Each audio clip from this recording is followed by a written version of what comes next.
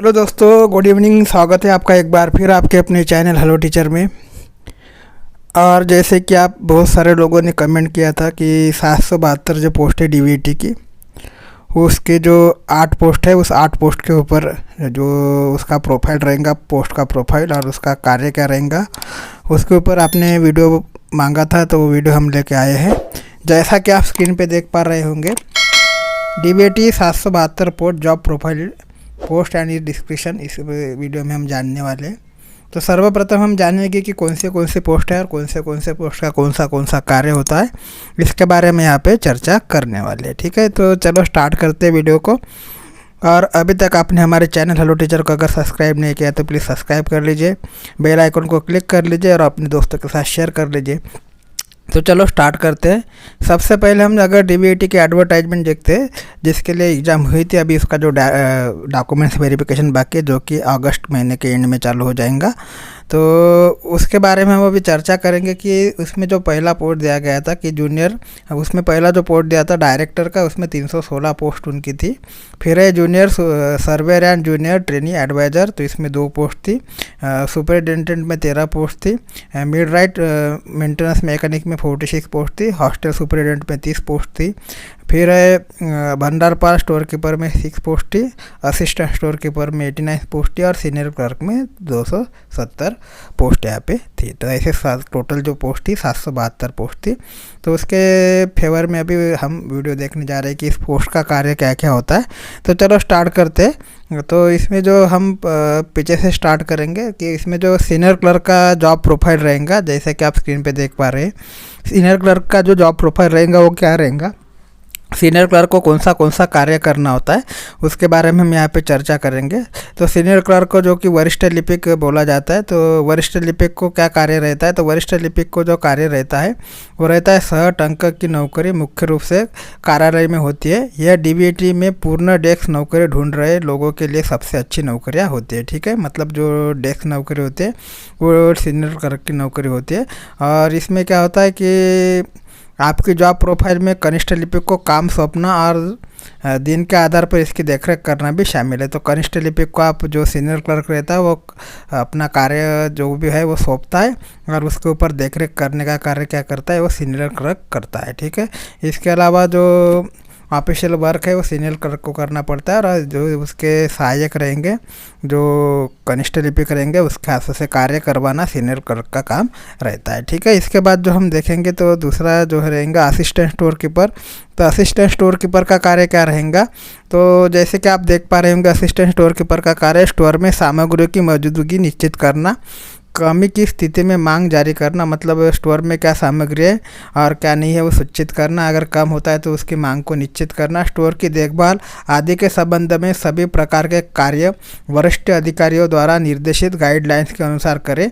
जो कि वरिष्ठ अधिकारी बताएंगे उसके गाइडलाइन के हिसाब से जो कार्य करना पड़ता है वो असिस्टेंट स्टोर कीपर को करना पड़ता है। इस प्रकार स्टोर कीपर को स्टोर विभागीय गिरवानभाई स्तर का सहायक कर्मचारी माना जाता है। ठीक है, इसके बाद जो देखेंगे कि असिस्टेंट स्टोर कीपर को स्टोर कीपर के ऑर्डर फॉलो करना होता है। जो कि स्टोर कीपर रहता है उसके ऑर्डर जो है असिस्टेंट स्टोर कीपर को फॉलो करना होता है और स्टोर में सामग्री की देखभाल और उसमें कौन सा माल कम ज़्यादा है उसका सब रिकॉर्ड स्टोर कीपर को रखना होता है। ठीक है, इसके बाद जो हम देखेंगे कि स्टोर कीपर, तो असिस्टेंट स्टोर कीपर के बाद जो स्टोर कीपर की वैकेंसी है तो स्टोर कीपर को क्या कार्य करना होता है। एक स्टोर कीपर को लॉजिस्टिक विभाग का जिम्मेदार सिपाही की तरह माना जाता है, जो कि अमुक सामान का रखरखाव के लेकर उसके आयात निर्यात से लेकर हर चीज़ की देखभाल की जिम्मेदारी का निर्वहन करता है। ठीक है, तो सामान के आयात निर्यात से लेकर हर प्रकार की जिम्मेदारी जिस पे ऊपर होती है वो स्टोर कीपर के ऊपर होती है कि कौन सा सामान लग रहा है, कौन सा सामान नहीं लग रहा है, और जो सामान चाहिए उसके आयात और निर्यात की सभी प्रकार की जिम्मेदारी स्टोर कीपर को उठानी होती है। और कोई सामान अभी स्टॉक में कितना है, कितना प्रयोग में है, कितना शेष है, किसकी एक्सपायरी डेट क्या है और किसका एक्सपायरी हो चुका है, हर चीज़ की डिटेल रखने का कार्य जो है स्टोर कीपर को करना पड़ता है। स्टोर कीपर को सहायक करने के लिए जैसे कि हमने देखा था पिछली वाली पोस्ट जिसे हम असिस्टेंट स्टोर कीपर कहते हैं, तो असिस्टेंट स्टोर कीपर को स्टोर कीपर का जो ऑर्डर है फॉलो करना पड़ता है और स्टोर कीपर के सहायक के लिए जो असिस्टेंट स्टोर कीपर को रखा जाता है। ठीक है, तो ये स्टोर कीपर का कार्य हो गया। इसके बाद हम देखते हैं हॉस्टल सुपरिटेंडेंट। तो हॉस्टल सुपरिटेंडेंट जैसे कि आपको नाम से ही पता चल रहा होगा, तो हॉस्टल सुपरिटेंडेंट का कार्य क्या होता है, तो छात्रों के कमरे आवंटित करने के लिए जिम्मेदार, मतलब छात्रों को जो रहेंगे हॉस्टल जो आवंटित करने के लिए सुप्रीडेंट जिम्मेदार रहता है। छात्रावास को रखरखाव के लिए जिम्मेदारी जो रहती है वो हॉस्टल सुप्रीडेंट के ऊपर रहती है। छात्रावास से परोसे जाने वाले भोजन की गुणवत्ता की देखभाल करना भी जो रहता है हॉस्टल सुप्रीडेंट का कार्य रहता है। छात्रावास में विद्यार्थियों के बीच कठोर अनुशासन रखना भी इसका कार्य रहता है। इसके अलावा हॉस्टल सुप्रीडेंट को हॉस्टल की सभी जिम्मेदारी उठानी पड़ती है, ठीक है। और उसमें से जिसमें जैसे अपन रैगिंग का प्रकार अभी जानते हैं, तो रैगिंग भी बहुत ज़ोर शोर से हॉस्टल में होती है, तो उसके ऊपर भी कंट्रोल करने का कार्य जो रहता है हॉस्टल सुप्रीडेंट का रहता है।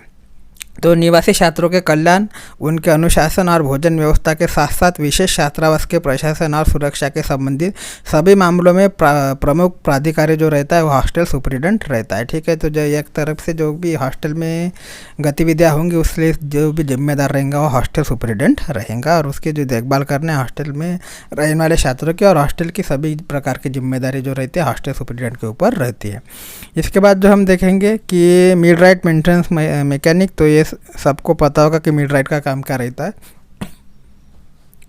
तो मिडराइट मेंटेनेंस मैकेनिक का जो कार्य रहता है औद्योगिक यांत्रिकी मिडराइट कारखानों, उत्पादन संयंत्रों और मनोरंजक सुविधाओं जैसी साइटों पर स्थित औद्योगिक मशीनरी और यांत्रिक उपकरणों की स्थापित करना, रखरखाव करना और मरम्मत करना और उसके समस्या का निवारण करना ये मिडराइट मेंटेनेंस मैकेनिक का कार्य रहता है। तो मतलब जैसे कोई मशीनरी है वो मशीनरी को रखरखाव करना, उसका मरम्मत, अगर वो ख़राब हो जाती तो उसका समस्या का निवारण करना, ये सभी कार्य मिडराइट मेंटेनेंस मैकेनिक को करना पड़ता है। आमतौर पर देखे जाए तो मिडराइट मेंटेनेंस का कार्य एक प्रकार का रखरखाव और दुरुस्ती का माना जाता है, ठीक है। इसके बाद हम देखते हैं कि सुप्रीडेंट का कार्य क्या रहेगा।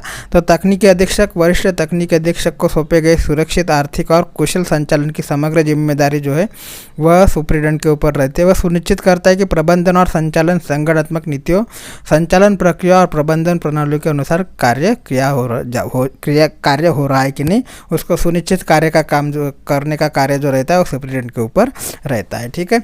इसके बाद जो हम देखेंगे कि junior surveyor and junior trainee adviser, ठीक है। जूनियर सर्वेयर और जूनियर ट्रेनी एडवाइज़र का कार्य अगर हम देखते हैं तो उसमें से जो पहला कार्य करना होता है वो भूमि उपयोग का मानचित्रण, भवन मरम्मत की जांच या आग के जोखिम का आकलन करके जैसे सर्वेक्षण करते हुए को पूरा करना होता है। फिर इस साइट को मापने और पुनः मापने का कार्य जो करना होता है वो जूनियर सर्वेयर को करना होता है। नई परियोजना के योजना बनाने और डिजाइन करने में सहायक के लिए कंप्यूटर एडेड डिजाइनिंग सॉफ्टवेयर का उपयोग करना, ये भी जूनियर सर्वेयर का कार्य होता है। बजट विवरण और समयमान सहित किसी भवन परियोजना की लागत का अनुमान लगाना, इसका भी कार्य जूनियर सर्वेयर को करना होता है। रिपोर्ट अनुबंधन और निविदाएं लिखने का कार्य भी जूनियर सर्वेयर को करना होता है।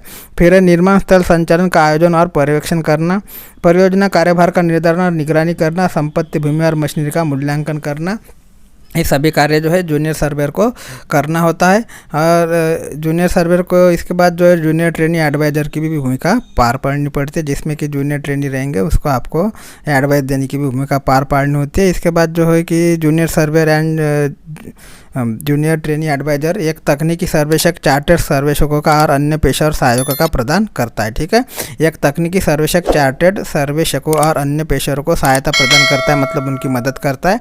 वे भवन, सामान्य अभ्यास, भूमि, खनिज, अतटीय योजना, मात्रा और ग्रामीण साहित्य सर्वेक्षण की कई शाखाओं में काम करते हैं। इन्हें सर्वेक्षण तकनीशियन भी कहा जाता है। तो ये जूनियर सर्वेयर का काम होता है। इसके बाद जो हम देखते हैं तो इसके बाद हम देखते हैं अगली पोस्ट तो है डायरेक्टर जॉब प्रोफाइल। तो डायरेक्टर का जो जॉब प्रोफाइल रहेगा वो क्या रहेगा, जो कि डायरेक्टर रहता है। तो ये डायरेक्टर क्या करता है, तो डायरेक्टर का जो कार्य रहता है कि एक निर्देशक क्या है, तो निर्देशक एक वरिष्ठ प्रबंधन पेशेवर होता है जो किसी संगठन के एक पहलू की देखरेख करता है, ठीक है। तो निर्देशक, डायरेक्टर को अपन निर्देशक बोलते हैं। तो निर्देशक क्या होता है, तो एक वरिष्ठ प्रबंधन पेशेवर होता है जो किसी संगठन के एक पहलू की देखरेख करता है। निर्देशक अक्सर प्रबंधों की देखरेख करते हैं और किसी विभाग, टीम या परियोजना के प्रबंधन में उनकी सहायता कर सकते हैं। उदाहरण के लिए एक मानव संसाधन निदेशक पेरोल, नियुक्ति लाभ और भर्ती प्रबंधनों की देखरेख कर सकता है। मतलब भर्ती से लेके जो भी प्रक्रिया उसको करनी होती है अपने नीचे वाले लेवल पे, और उसकी संगठन की जो देखभाल की जिम्मेदारी रहती है वो डायरेक्टर के ऊपर रहती है। डायरेक्टर जो कि रहता है अपने संगठन का, जो कि वो क्षेत्र में संभाल रहा है, जो क्षेत्र संभाल रहा है उसका जो एक प्रकार से हेड रहता है। तो ऐसे ये 772 पोस्ट की वैकेंसी और उसकी अपन ने अभी जॉब प्रोफाइल देखी है। और इसके बाद जो भी अपडेट माहिती, जो भी अपडेट इन्फॉर्मेशन हमारे पास आएंगी वो आप तक पहुंचने का कार्य हमारे चैनल के द्वारा लगातार किया जाएगा। इसलिए अधिक जानकारी के लिए हमारे चैनल हेलो टीचर को सब्सक्राइब करें, लाइक करें और अपने दोस्तों के साथ शेयर करें।